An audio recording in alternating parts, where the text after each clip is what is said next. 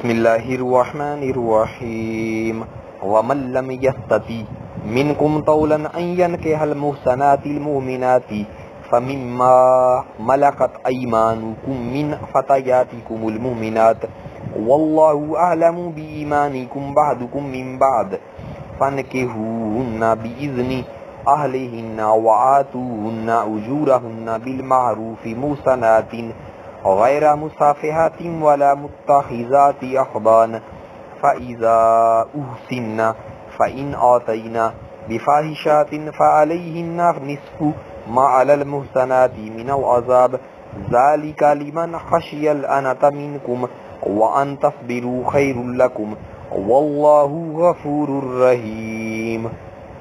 اور تم میں سے جس کسی کو آزاد مسلمان عورتوں سے نکاح کرنے کی پوری وسعت و طاقت نہ ہو وہ مسلمان لونڈیوں سے جن کے تم مالک ہو اپنا نکاح کر لو۔ اللہ تمہارے اعمال کو بخوبی جاننے والا ہے۔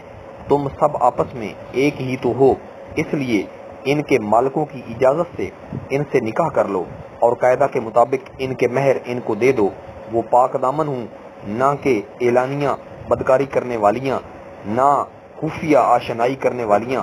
پس جب یہ لونڈیاں نکاح میں آ جائیں پھر اگر وہ بے حیائی کا کام کریں تو انہیں آدھی سزا ہے اس سزا سے جو آزاد عورتوں کی ہے۔